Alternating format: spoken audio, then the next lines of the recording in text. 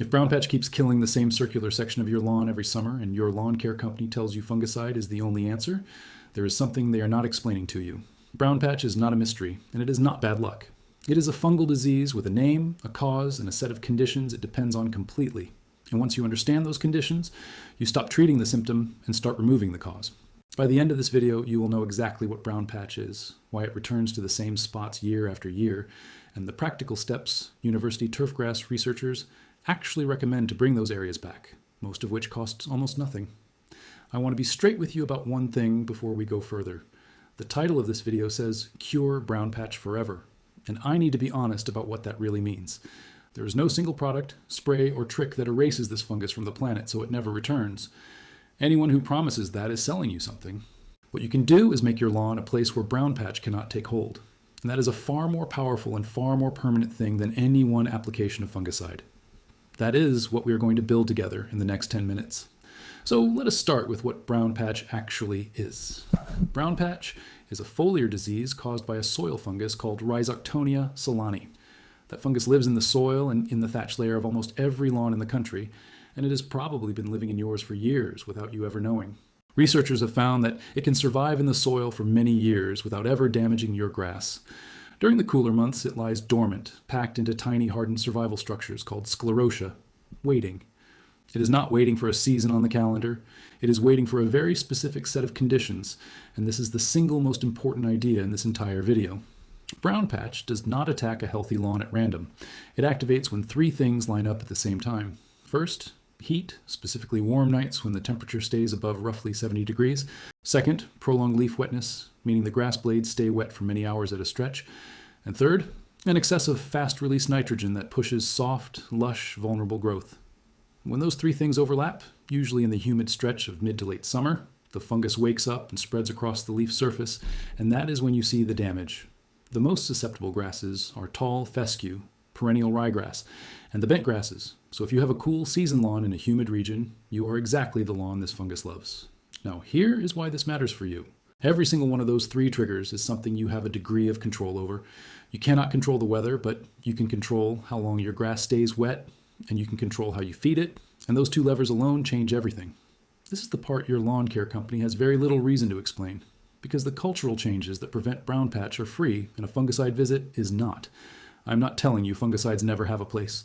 On a severe outbreak, a properly chosen fungicide applied at the right moment can absolutely help, and university turf programs say so plainly. What I am telling you is that fungicide treats the symptom while the conditions that caused it stay exactly the same, which is why so many people find themselves spraying the same patch summer after summer after summer. So let us walk through what actually removes the cause. The first and most powerful change is your watering schedule, and it costs you nothing. Most people water in the evening because it feels convenient, and in doing so they leave their grass blades wet all night long, which is precisely the long leaf wetness window the fungus needs. The fix is simple. Water early, in the pre-dawn or early morning hours, so the sun dries the blades quickly once the day begins. Water deeply, but infrequently, soaking the soil to a depth of several inches, and then letting the surface dry out, rather than giving a light sprinkle every day. University Extension guidance is direct about this, recommending pre-dawn or early morning irrigation specifically to shorten the time the leaf surface stays wet. That one change, moving your watering from evening to early morning, removes one of the three legs the fungus stands on. The second change is how you feed your lawn, and this one surprises people. More fertilizer feels like more health, but during the heat of summer, a heavy dose of quick-release nitrogen creates exactly the soft, fast, tender growth that brown patch races through. The guidance from turf researchers is to apply only moderate amounts of nitrogen during summer on any lawn with a history of brown patch, and to avoid the kind of feeding that produces soft, fleshy foliage. If you have been hitting your lawn with a strong summer feeding and then watching brown patch arrive a couple of weeks later, those two events are very likely connected. The third change is airflow in thatch, and this is the one almost everyone ignores. That fungus thrives in stagnant, humid, trapped air at the soil surface. Anything you do to help that surface dry out faster works against it. Keep your thatch layer thin, because a thick, spongy thatch holds moisture against the crowns of the plants exactly where the fungus does its damage. If trees or shrubs are shading the affected area and blocking the breeze, opening that up improves both drying and air movement. Even removing the morning dew from the blades by a light early watering or simply by mowing shortens the wet window a little more.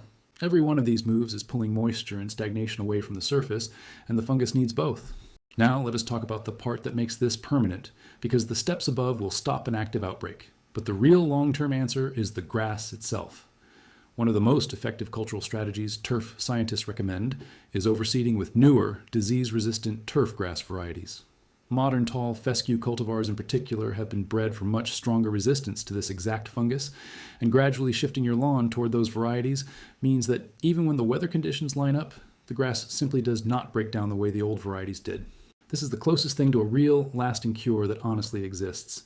Not a spray that you repeat forever, but a lawn that is built to resist the disease in the first place.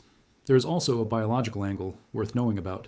Researchers have been studying beneficial soil bacteria, including certain Bacillus strains, that suppress this fungus naturally, and a healthy, biologically active soil with good drainage and balanced nutrition is far more resistant than a depleted, compacted one. This is why a long-term soil building approach, rather than a chemical rescue every August, is what actually changes the trajectory of your lawn. So let me pull this together into the practical sequence. Diagnose first by confirming it really is brown patch. Look for roughly circular patches, sometimes with a darker smoke-colored ring at the edge in the early morning, and on individual tall fescue blades, look for tan lesions with a darker brown border. Then move your watering to early morning, deep and infrequent. Pull back hard on summer nitrogen. Improve airflow and keep thatch thin.